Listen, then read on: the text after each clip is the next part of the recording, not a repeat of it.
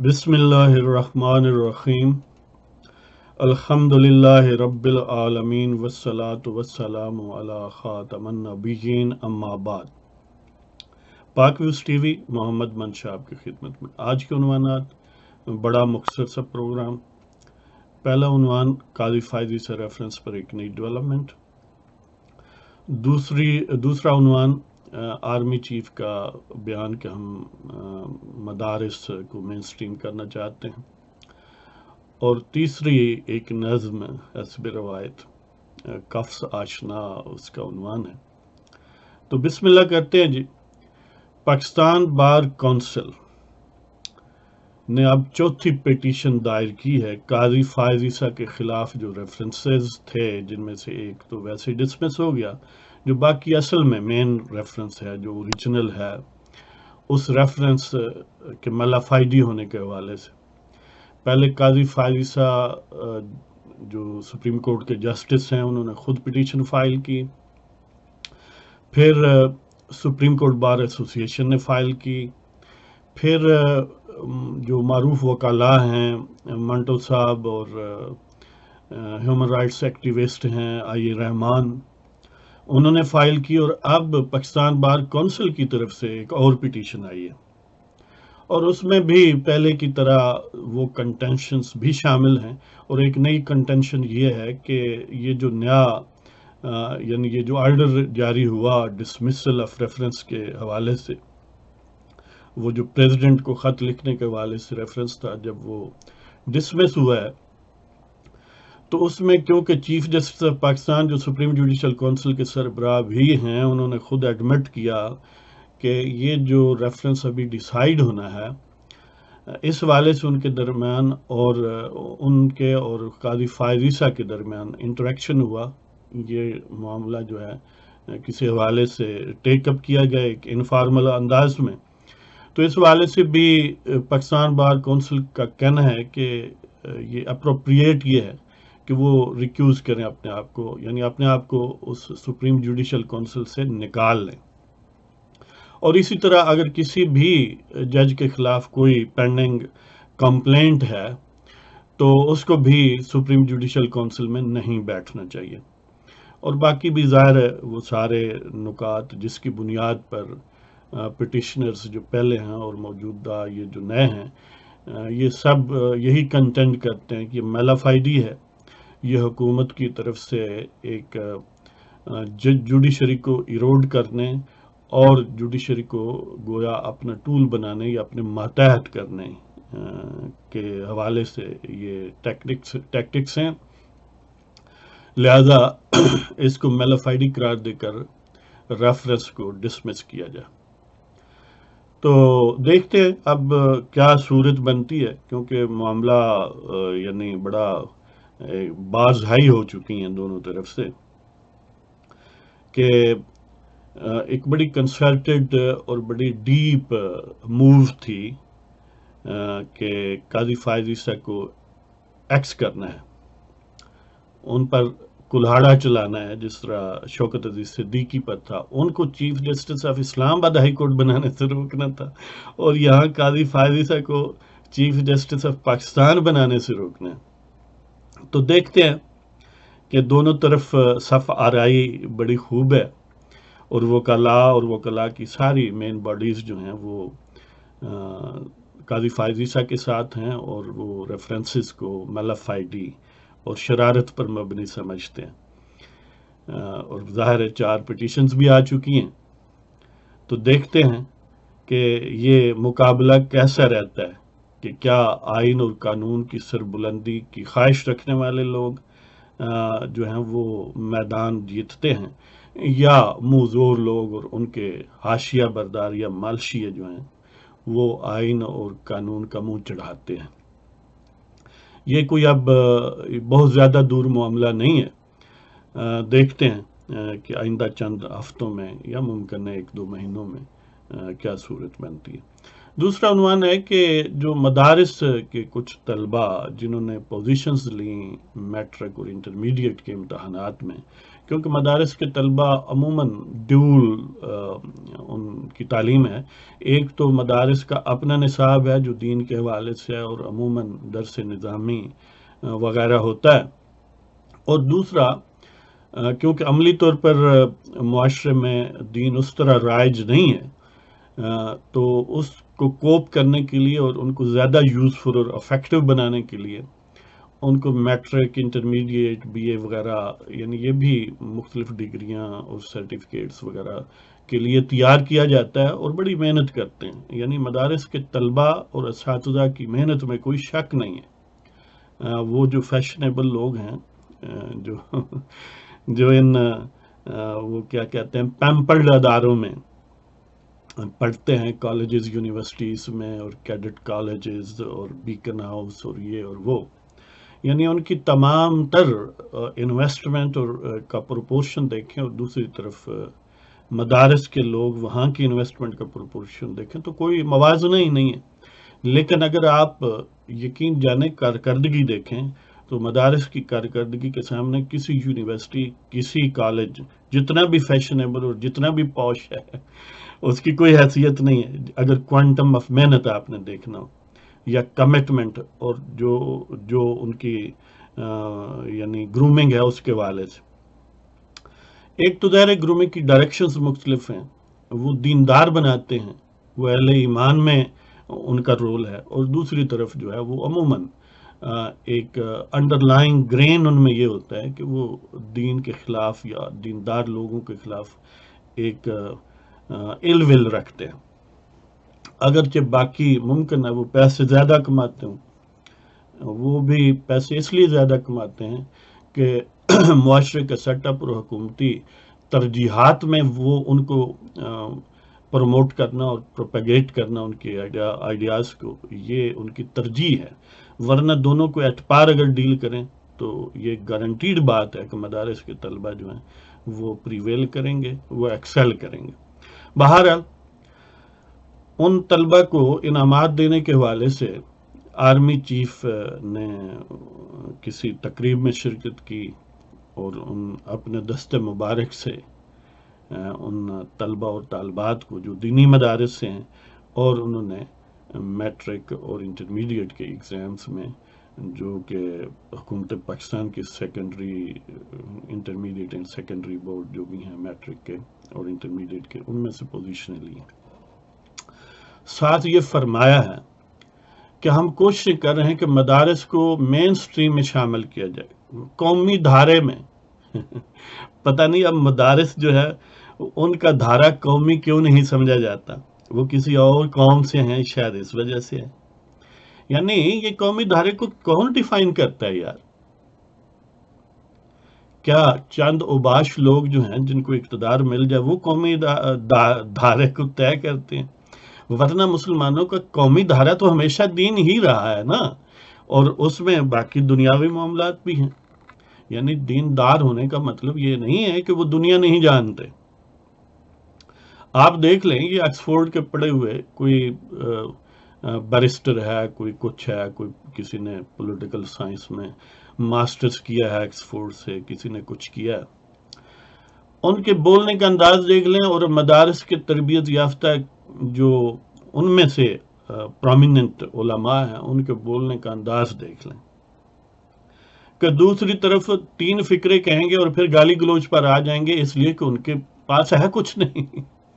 جبکہ مدارس کے لوگ جو ہیں وہ گھنٹوں اپنا مدعا بڑا مدلل انداز میں بیان کرنے کی طاقت اور صلاحیت رکھتے ہیں، اور وہ ہمارے ایتھاس سے ہیں، وہ ہم میں سے ہیں. وہ یہ کھڑے ہوں یا بات کر رہے ہوں تو یہ نہیں لگتے کہ یہ امپورٹڈ لوگ ہیں، جبکہ دوسری طرف جو ہیں وہ لگتا ہے کہ یہ کسی اور سیارے سے یہاں پر ان کا نزول ہوا ہے. تو بہرحال مین سٹریم جو ہے قومی دھارا، ان میں وہ دھارا شامل ہے جو مدارس ہیں. اس لیے کسی کو اتنی تکلیف نہیں ہونی چاہیے کہ ہم اس کو اس دھارے سے نکال کے کسی اور دھارے میں رکھیں گے تو یہ قومی دھارا ہوگا. مسلمانوں کا قومی دھارا بنیادی طور پر دین ہے، اور دین سیکھنا ترجیحات میں ہے، نمبر 1 ترجیح ہے. اس کے بعد آپ جو چاہے سائنسدان بنیں، آپ ڈاکٹر بنیں، انجینئر بنیں، کون روکتا ہے؟ اور بنتے ہیں لوگ. یعنی ایسے لوگ میرے اپنے کلاس فیلوز وغیرہ رہے ہیں اور مدارس سے آئے ہیں، لیکن وہ انجینئر بھی بنے ہیں، ڈاکٹرز بھی بنے ہیں، سائنسدان بھی بنے ہیں، سب کچھ بنے ہیں. یہاں پر کچھ لوگوں کو اصل میں ایجنڈا یہ ہوتا ہے کہ وہ دین کیوں پڑھایا جاتا ہے وہاں پر، انہیں یہ اصل میں تکلیف ہے. تو مختلف حکومتیں اور ساری ہی حکومتیں کم و بیش irrespective of whatever political party is in power، کوئی باوردی ان پاور ہو یا باوردی کا سلیکٹڈ ان پاور ہو، سب کی یہ خواہش ہوتی ہے کہ ہم نے مدارس کو دین سے آزاد کرنا ہے. یہ ایک یعنی ایک دشمنی ان میں لیٹنٹ ہے نا، ان کے ڈی این اے میں شامل کر دی جاتی ہے جب گرومنگ کرتے ہیں کالجز یونیورسٹی.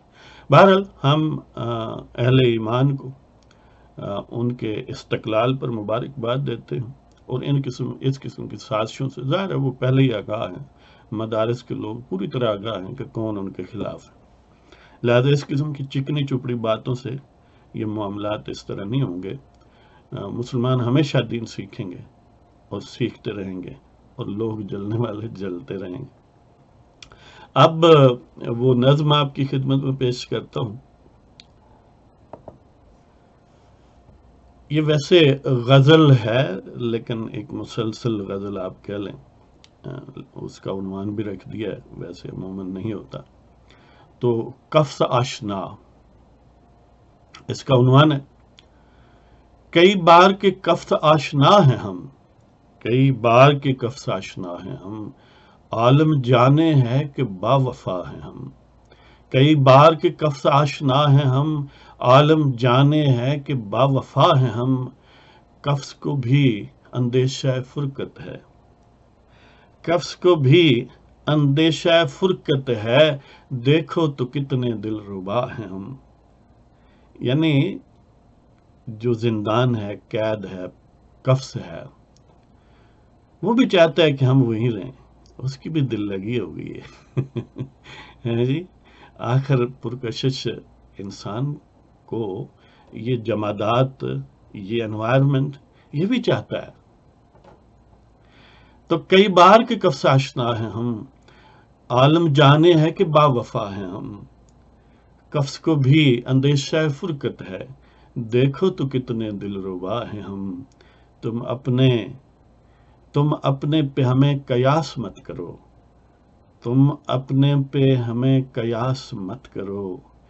کم ظرف تجھ سے جدا ہیں ہم تمہارے جیسے نہیں ہیں.